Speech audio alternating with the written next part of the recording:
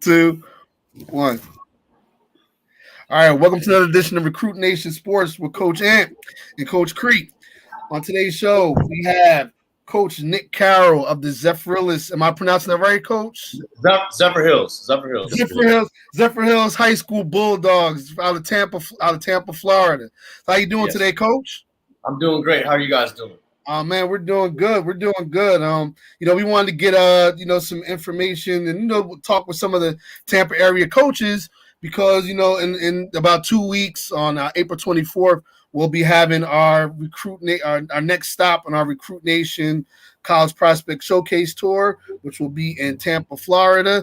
We'll have the details on that later on, but we'll be there. So when we're at, wherever we are, we like to get some context and like to sit down with some of the area coaches and talk about how football is in their area, how football is with their teams, the team's goals, aspirations, some of the players, and of course, last but not least, the coach. So right now, I'd like to break the ice and get into it. Can we get just a little bit on your background and as a coach and as a player and some things like that? Yeah, so I graduated from Zephryhills High School in 1998. So I had the opportunity to come back here and coach at my alma mater, which is not all the time. It happens to a lot of coaches. And so this place is very special to me. I played 4 years here for Tom Fisher.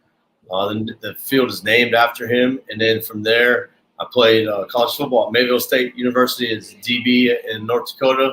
Played there for 4 years. And then I got my feet wet with I coached at the New Tampa YMCA, picked up the league and coached young kids, and then I was able to get into coaching with Billy Turner at Chamberlain High School, and I got on their staff, and then we opened up Sun Lake High School in 2007. I was there for 9 years under Bill Browning, and then from there I had the opportunity to come back to Zephryhills High School, and I've been here for five years. This is our sixth spring, I believe. Okay, awesome. Coach, awesome. I got to go right to it. Coach, how'd you end up in North Dakota? Well, actually, I had some buddies that we played football here together, and so we all went together, and that's how I decided to go with the rest of them. So. Okay. But it's cold now. It's 37 I know about North Dakota. I actually used to live in Minot when I was in the Air Force. So I know. We played Minot State. Why not Minot? Yeah, why not Minot? Hey, that prairie weather is no joke, man. People all the time too. People don't understand until they get there how cold it is. Yeah, very cold. So. I'll take y'all word for it. You don't have to go up there. Trust me. We'll vouch for it. not fun. You kind of miss Florida early, right? Yes. Oh my goodness, October. Okay, so let's just get into Zephryhills football and stuff like that. So, actually, the first time I've ever heard of Zephryhills, to be honest, was from NCAA. Was from NCAA football. I'm not gonna lie, NCAA football 12 because I got a good fast 98 wide receiver out here on Zephryhills. So I was like, when I saw where you were coming from, I said, oh man, let me get a little bit about what's going on, because when I hear about Tampa area football, I think Plant, I think James Wilder, I think things, people like that. But tell me a little bit about Zephryhills football, and I guess a little bit of the history and the current history and what you guys are trying to do. Yeah, right? we've I don't know if you've heard of the Pickett's. They had Booker and PJ Pickett. Booker played at Miami. PJ played at a D1 school. We had Ryan Pickett, which is their younger brother. He played with me. He went to the first round draft pick. Went to Ohio State. Then he went to the Rams, and then he was at the Green Bay Packers for 8 years. Then we had actually my defensive coordinator was Brian Thomas. He played at Florida in the 06-08 team. We had another kid that played receiver. He went to the Packers. We had Ryan Pickett's nephew he played at Eastern Michigan. So we've had some really great kids come through here, and there's a lot of notoriety and a lot of great kids that have able to have a chance to go on and play college football here. So it's definitely a rich environment, and the community has been great, and you get to drive. You can actually drive onto the field, but you can pull your trucks right up to the gates, to the fence, and sit in the back of your truck and watch a football game. So it's very special. Oh no, that's awesome. That's awesome. Yeah, me and Creek have actually been we've been doing a lot of interviews with a lot of Southeastern coaches, and we just learned that that the traditions and how you do things are like really rich down there. Like they're rich, and the history with a lot of these schools is like big time. And it's like I kind of feel that us going to a northern school, we have our traditions, but they're not as ingrained in the fabric of the town and the city, that they are, down here. But that's just my opinion. But I just feel that it's kind of like down in Florida and Alabama and Georgia and places like that. It's like very old school. It's like Yeah, I mean and like they serve boiled peanuts at all the games, and people sit in the stands eat boiled peanuts and are in the trucks, and then all the young kids that are up and coming, they're playing football on the side over here, on the visitor side. I have two boys that are 12 and 8, so they've been, they do the same thing with all the rest of the kids in the community, and it's really cool. For sure. Yeah, those are Coach. Let me ask you. This past season, with the pandemic and all, did they have to cut attendance, or with the trucks being able to pull up, did that help keep you being able to still have? Well, I don't change things with that. There was a capacity limit, or it was like 50%, but our stadium's pretty big, and so I don't know. I don't think that we had to not allow fans into games. And so that wasn't really, because they obviously a lot of people didn't come just because of the pandemic. So there wasn't many people in the stands. Wasn't an issue. Yeah. Basketball. Yeah. So other than that, how has the pandemic kind of affected workouts and training and things like that? Has that negatively affected you, or have you guys found a way around that? No, I mean we've just had to, like any other team, we've had to deal with it, and we've had some different cases throughout our school, just like every other school, and we follow the protocols, and then if a kid has it or has been around it or whatever, then they do what the CDC recommends, and then from there we just move forward and just do the best we can with what we have. Okay. Has turnout and enthusiasm been affected, or not really? Has it? Because I know some things. I don't think so. I think we've had a great off season, and we've been lifting since I gave them off 2 days. I gave them off Saturday, Sunday, and we started lifting the Monday after we lost to Orlando Jones. So we've been lifting since then, and we've had three maxes, and I got another one coming up in April 19th that week. Yeah, I've seen a lot of coaches. Post on Twitter and stuff like that about the kids getting back in the weight room. It's actually very nice to see all over the country. You see kids getting back in the weight room. The kids are happy, the coaches are happy. Everybody's just happy to be back at work and working on their bodies and just being out there. We kind of don't realize how much of a blessing things are until we lose them or until we can't do them. So I see that, and I see everybody just really happy to just and grateful to just get back at work and do those small things. Yes, we're ready for spring football to start for sure.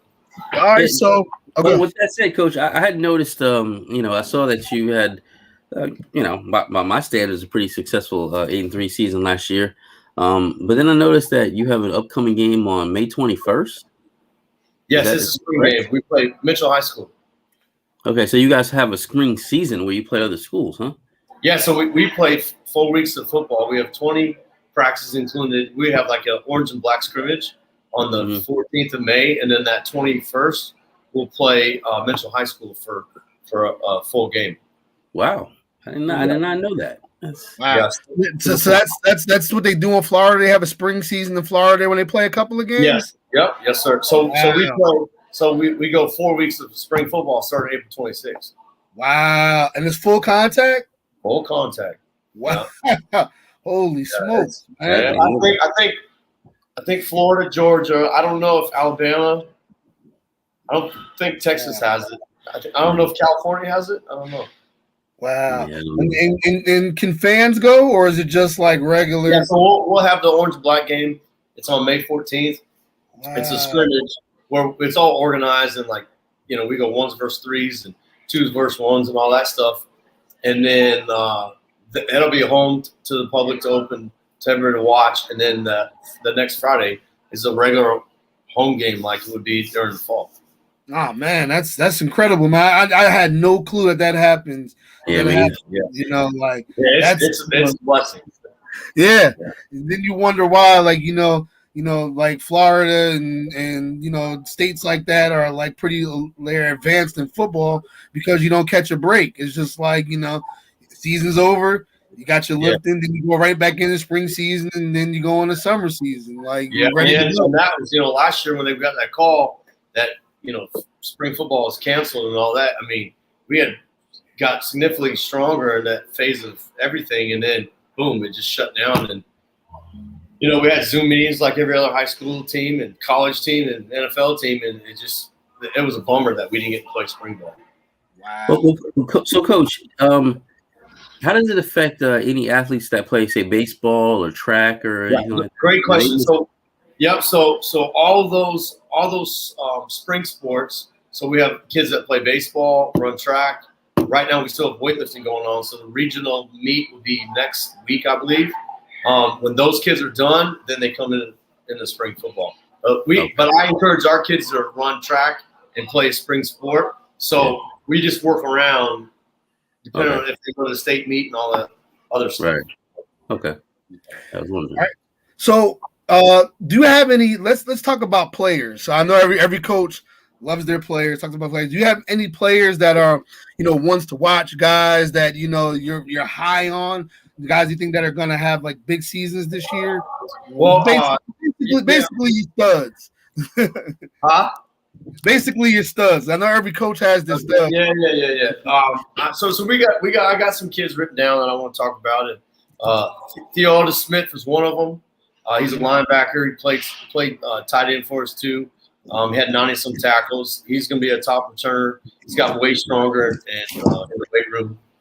He's benching 300 and power cleaning 260 right now. So he's so we're really really proud of his. And he was a state. He's going to the the regional weightlifting meet. He was a district champ in both weightlifting and wrestling. And he went to the state meet wrestling. So we're really proud about where he's come. McGuire Neal's a kid that runs. I think he's either I've heard about him. Yeah, in the 300 and 110 hurdles. He ran a 10.92. He went to Texas and ran a 4.49 and a 4.52. So that's another kid and he's a longer kid. So they got a Navy offered him. So we get some more love from McGuire Neal. Nick Shell is another kid who he's weightlifted. He's a very physical outside linebacker for us. He's going to run the football this spring as well. Jalen Thomas is another kid who rushed for like 600 some yards. We had backs by committee, so when Zyree wasn't in the game, Jalen was in there, and we ran a two-back set to where there's two backs. So they were both able to block for one another and run the football. I think he scored like 10 or 12 touchdowns. Jackson Rivera, he's our quarterback from last year. We sit in the off season every winter and go back through all the game film, and we'd go back and reflect and talk and pick up coverages and all that. So myself and RJ Allen, the backup or the other one who's pushing Jackson's job, we've been doing that all off season. So they've also got stronger and faster. Another kid's TJ Jackson, plays. He's a skill kid, slot guy. He's done real well in off season. He ran a 22.4 200. He's one of the top kids, in the 100 as well. Benched I think 255 and power clean 280. So he's really he's explosive. So he's going to get a lot of touches as well. L.J. Graham is a linebacker that we're going to move to tight end too. He's got stronger. He's long, and he's got really good hands. So we were interested in trying to get him the ball. Another safety, Tymar. He's a kid that's also going to play receiver. We unfortunately, a lot of our kids got to play both ways. So a lot of these kids I'm talking about are studs on defense too. So we just got to try and see where they all stand and make sure they all get their touches on offense, and then the game doesn't slow down on defense or hurt us on defense as well. Okay, well, sounds like you got a squad full of studs, man. I'm saying college coaches, if you're watching, you know what I'm saying, these are some names to look out for. You want to and I mean, I don't want to talk about offensive linemen because if you don't, can't forget the big dogs. Nah, talk about it. So I got Gabe Coveney, Kamel Mehrab, and Blake and Xavier Salgado. That's kind of where we're going to hopefully go on the offensive line. Coveney has gotten stronger. He's 6'4", weighs 285, bench 260, and power clean 275. So he's had a great offseason. Another kid, Damon McMillan's a freshman, bench 235. He's a really wide, big kid that we were looking for to get a little nasty streak in him, and find his niche on the offensive defensive line as well. So, I mean, that's just a couple of kids. And Kamel's he'll be a return to start as a tackle again. And then we got a new center that's hopefully going to take and put another kid, Nick Patriots, at the guard. So, obviously, the offensive line is where it's at. And you got to be good up front. You do. That's true. Hey, so you got the linemen out there, you got the big guys out there, you've got the skills, and then you got everybody else out there. So looks like you may have another successful season to build off of that 8-3 campaign you guys put up last year. It's good that that the linemen get talked about because they're kind of unsung heroes of the group. They do the dirty work, the trench mob. So shout out to those guys, man. We really want to put them out there, man. It's everybody, guys, man. We don't forget you, man. Remember, hey, all that's they're very important. They got their own side of the locker room. So tackles get paid higher than wide receivers. They do all day, every day, man. Look at Trent Williams, man. they get quarterback money. Yeah. But hold on 1 second. I gotta cut this. Yeah, go ahead. Go ahead. It's all good. So yeah. So let's talk about let's go into what are your goals? I know like the goals of a coach every year. The main goals is to be successful, is to win. But do you have any other goals that you're shooting for? I wrote them down because it's important. I want to improve the passing game. We threw the football some last year. We took TJ out from quarterback and we put him at receiver, and then I put Jackson Rivera. He was at slot, and I put him to quarterback. And we were able to. We ran the football more than we did last year. We ran the ball more, but I want to be able to improve the passing game and get these kids the ball in space and let them do their thing. So that's important to me. Solidifying the offensive line, so there's communication, so they work together as one. It's obviously always important. On defense, I think we allowed like 115 points last year, 114. I want to be physical on defense. That's why we lift all these weights because we want to be able to punish kids when they come across the middle or tackle or whatever the case may be. So we want to be physical. I want to get more into the playbook now that we're going to have another starter back as the signal caller. And then obviously RJ is going to push that job too on Jackson. So it's going to there's going to be some competition there. I want to get deeper into the playbook as the summer progresses through. Our pass defense, we got to solidify that a little bit better to make sure that we're not giving up big pass breakups where we had a mental breakdown or a wide open touchdown like we did a couple of times because we didn't communicate well enough on rolling coverages and all that. And then we want to stay strong on the run. We did a pretty good job on stopping the run. We've got to develop more depth, and then we've got to have more mental toughness. Is a big thing that I want to improve this spring football season. All right, it sounds good. So, as a coach, are you an aggressive coach? Or do you like to take what they give you, or are you just more? Are you like a kind of what I call like kind of a chess player? As a, you don't have to give it up if you don't want to. Yeah, I'd rather not. I get it. I like that. I put the question out to see what coaches are going to say.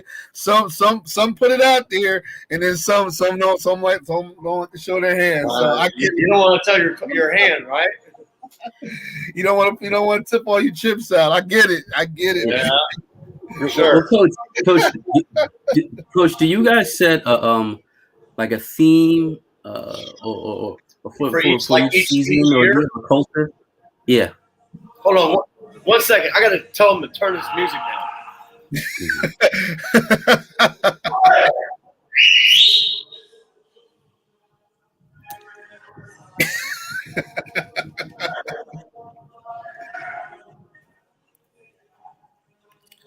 This is the best part of the interview. They're working. It so reminds me of. Yeah. This is real life. I'm sorry. No. You know what? Me and Creek were just talking about how this is the best part of the interview right now because it's real life. It's like every coach has had to do that. You go in. Well, because if I close my door, I lose the connectivity, and so then I'll lose my eyes. Yeah, you got a good whistle. I know, man. And a couple of kids knew I was doing this, but it's all good. They're lifting weights during lunchtime, so I like that. So you got to develop that as a coach, man. The great whistle. So, what were we saying? We were talking about. I'm sorry, we were talking about. I was asking if there was a theme of each season, or a mantra that you all go by, or what the culture is like. So my big thing is everything we do, we compete. So like in the summer times, normally, if it's not COVID, like we'll go out and play. Sometimes we'll go out and I'll reward them. We'll play like a kickball game, or we'll play basketball, or I'll compete with them. And so everything is, our hashtag is competitive excellence. So everything we do, we compete. And I don't care if I'm playing basketball against you guys, I'm going to try and beat you. I mean, that's just the mentality of, that's who I've been. That's just, I don't know. That's just what I am. I want to compete and I want to try and win. And so everything we do, we compete. Every year we have, obviously every year the whole personalities are different on the team. So throughout the summer and into the beginning of the fall, we'll name like a different, like our goals and stuff. And so the themes are different every year based on what we're wanting to do and who we are as a team and a family. Mm-hmm. So do you have a vocal leader of the team, like a guy that just comes out and like takes charge? I know every team has one, or is it more of like a collective effort? I would say it's a collective effort, but I'm wanting Theodis Smith to be more vocal. Okay, you hear him, Theodis, right? You hear him, Theodis Smith. He wants you to be more vocal. Step up, young man. Step up, man. And he already knows it. I've already spoke to him. He's letting you know on TV, on the web too, that he wants you to speak up more. That means when the coach says that, they value your opinion. And Coach, do you have a personal mantra, something that gets you up in the morning and gets you going? Probably that competitive excellence, man. Competitive excellence. I don't like. No one likes to lose. But I'm pretty passionate about the game of football and about trying to help kids and lead them in the right direction. Okay.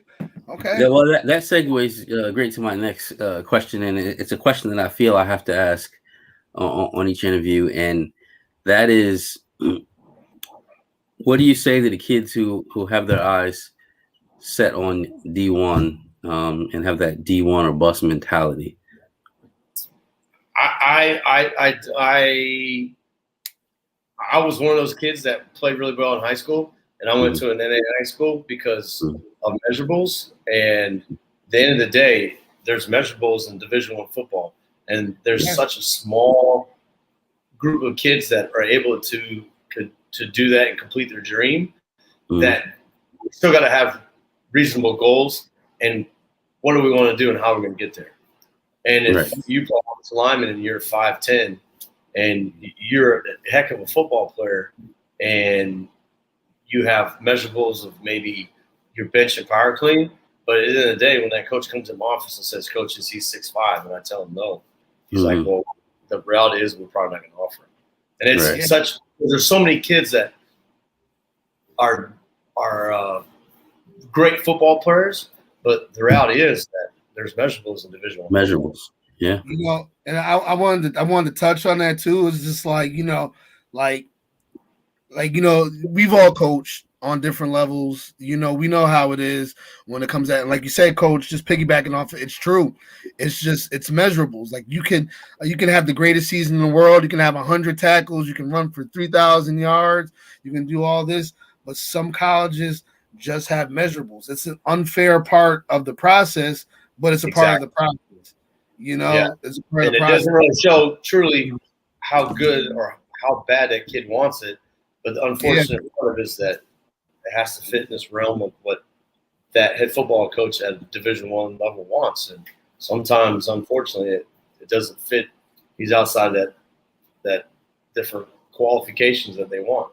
But then we look at it that, for the guys that don't have the elite measurables, there are other opportunities. There is NAIA, there is Division III, there is Division II, there is Division one AA.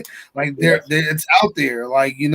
Nobody says you have to give up because you don't fit the measurables of that one division. You know what I'm saying? There's people that have gone to a lower division, and look at it. You look at the draft right now. You look at Trey Lance. Trey Lance is at North Dakota State, and he's in line to be getting picked up as a top 5, top 10 draft pick at quarterback. Mm-hmm. So it's not, like I always say, it's not where you go, it's what you do when you get there. And a big part of it too is academics. And grades are so important. I mean, even if the kid has the measurables, but if he has a 16 on his ACT and has a 2.1 GPA core, he's not even qualified. So to play Division I football, you have to be a great athlete. You're going to have good measurables. You have to have grades. You have to pay attention in the classroom, and it's a huge process that not everyone is able to conquer. Yeah, it's actually a 5-year process with planning. It's literally, me and Creek always say, it's grades first. It's grades first, your test scores. You know what I'm saying? Then you work on your body, and then you perform on the field. Actually, performing on the field is one of the last things that they want to see, because Coach, as really we all. When they come into your office, the first thing they ask for is transcripts. They don't even ask for film. Transcripts and what's the test score? Yeah, that's what they ask. And I've seen coaches walk out coaches walk out. Well, how's their test score? If I gotta say, they say, okay, coach, thanks. I'm on to the next school, and that's just how it is. And, I'm trying to stress this to the kids that a lot of people don't understand is that 60% of your scholarship offer comes from grades. 60% of it comes from grades. Yeah. The other 40% of it is your body, your measurables, and your athletic ability. That's pretty much what it is. Absolutely. So we just want the kids to understand that that's what it is. And when you have a recruiting journey, and if D1 football or playing at the next level period is what you want to do, you have to have a plan. You have to have a plan of action. You just can't wake up one day and say, okay, I'm a junior and I never played. Now my grades are terrible and I want to play D1 football. Like that's not how it works. Yeah, it's hard. Those are very slim. There are some anomalies that has happened to, but those guys had insane measurables that coaches couldn't pass up. Yeah. And that's why all the coaches talk about trusting the process. Well, we have a process here that I feel has been good to a lot of kids, and that if they trust and they believe in it and they do what we ask, they're going to be successful. And if they have the opportunity to play college football, then we want them, to do that. Can you elaborate on that process, or is it like, is it something like, can you elaborate on it a little bit? Like, what do you do? Do you have like I just like, about being disciplined, about being on time, about doing the weight room, about paying attention to class, sitting in front, watching a lot of film, doing all those little things that will make you a better person, and the work ethic of someone that wants to be great, and we're we're hard on these kids to make sure that they want that, and eventually, they'll believe in what we're selling them. And I feel that it's been great since we've been here, and we want to continue that trend. You need competitive excellence in the classroom as well. Yeah, I check grades once a week. Hey, oh, nice. Yeah, see, the best. You know what? Coach Carroll don't mess around. I've seen that, man. The best coaches. I've seen guys that, like, the coaches, they go in, they check on grades, they make sure the kids are doing what they're supposed to do.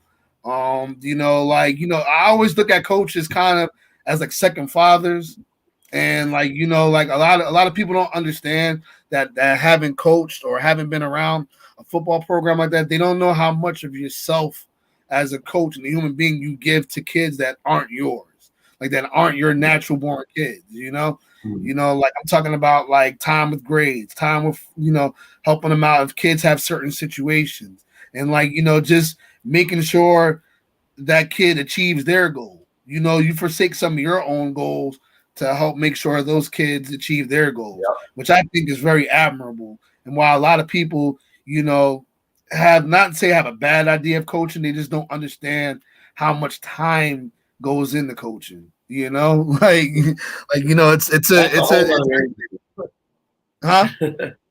a whole nother interview. It's a 24-hour job, man. It's a 24-hour, 7-day-a-week job. People don't understand. People don't understand. I love what we do and where we're at, and like I said, this place is very special to me, and I want to make a difference for sure. Yeah, I'm sure you are, Coach. I'm sure you are. Now, before we end our interview for today, is there anything that you want to say? About your team, about yourself. Anything you wanna elaborate on before we wrap it up for the day? I'm looking forward to spring football, and I'm looking forward to some of the younger kids that are going to have their chance to to show out and make their mark and see where they are, and then evaluate them. Our kids have been working really hard. We've had some good numbers in the off season in regards to their different lifts. Next, that week of the 19th, we're going to bench, power clean. We'll run all the measurables. So we'll run 40, shuttle, the L drill, broad jump, squat max. We give equipment out on the Friday before we start on the 26th.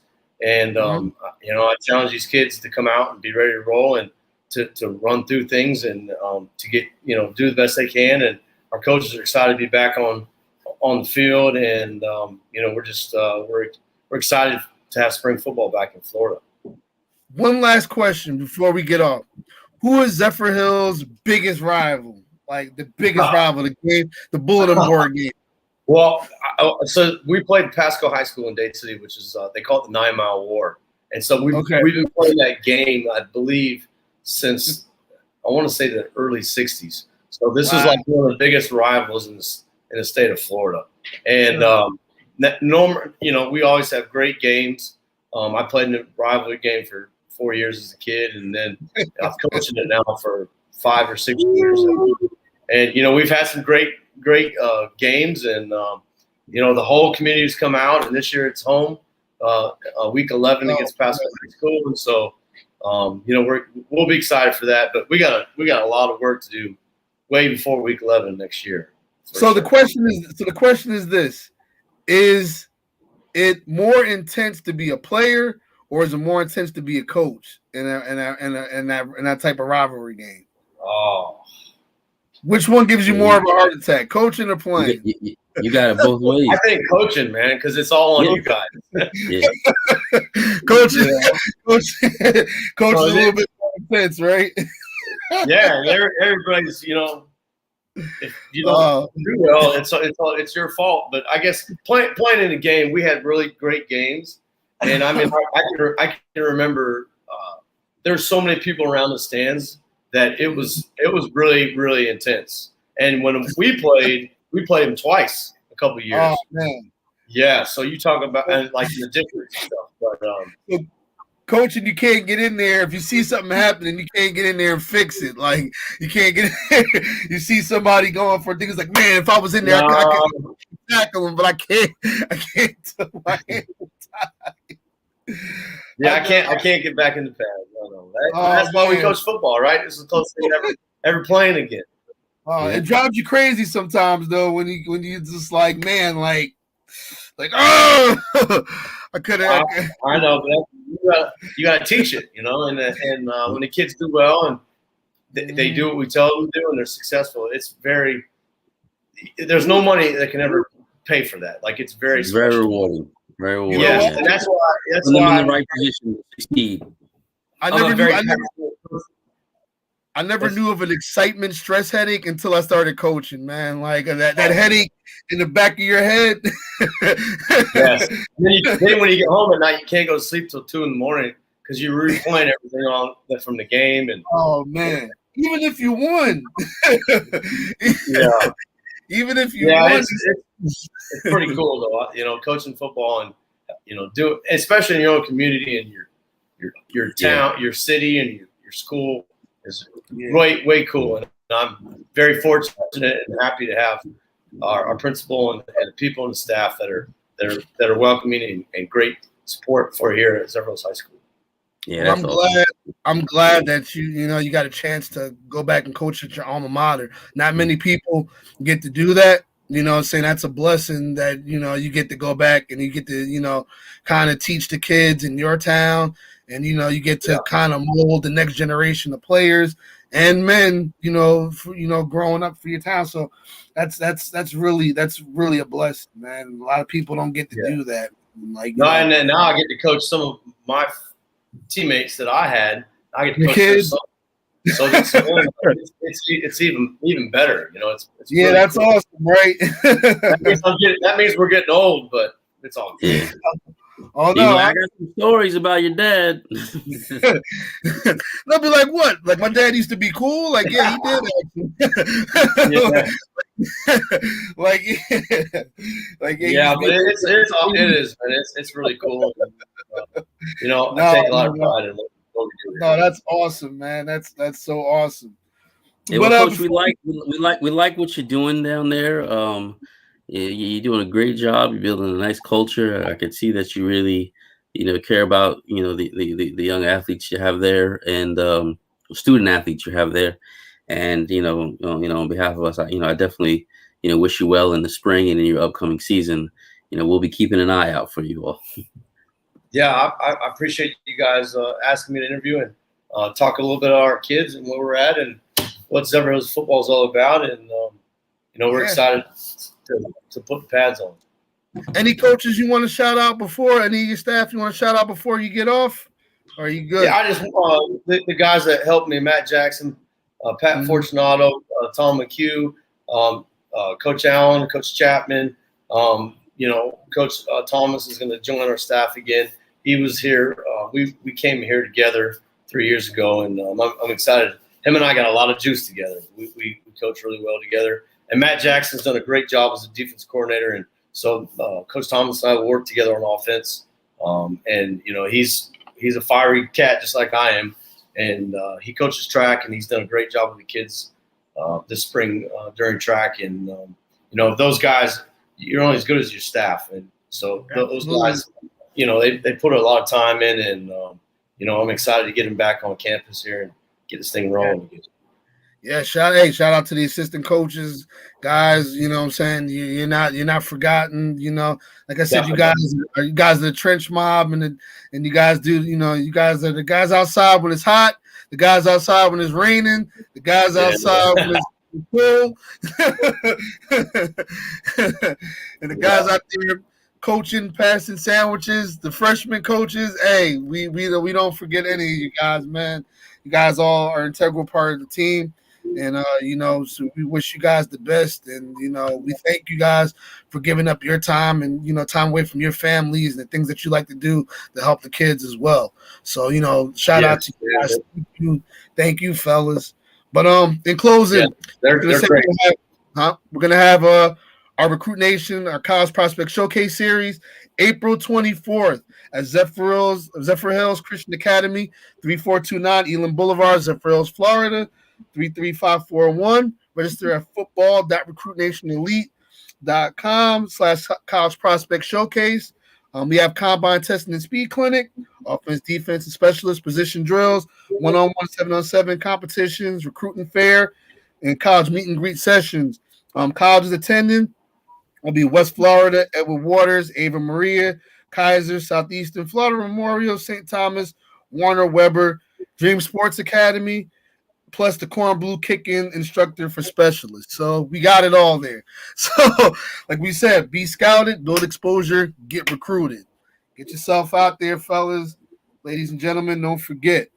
So, Coach, we were glad to have you on today, man. It was very interesting talking to you. I'm sure we're going to get to talk to you again in the future. Like I said, you're always a friend of Recruit Nation Sports. You're a friend to our channel. We just thank you for giving out some of your precious time to talk with us and tell us all about Zephryhills High School Bulldogs football. We appreciate you, Coach. Yes, thank you, Coach, very much. Absolutely. All the guys in Florida, they're going to be doing spring football. Have a great, successful spring, and I appreciate you guys. Let me talk, and we'll be looking out for you guys. Throughout absolutely summer and in the fall. So, Coach, stay on with us for a little bit after we get off. In closing, like I said, always bring your name, build your game, and Creek. Outwork everyone. All right. Thanks for Thanks for tuning in. We'll see you next time. Oh yeah. And Coach, what's your motto, Coach? I'm sorry, before we get off, what is it? All right, competitive excellence. Competitive excellence every day. All right, guys. Thanks for tuning. Thanks for being with us for this time. Take it easy. Thank you.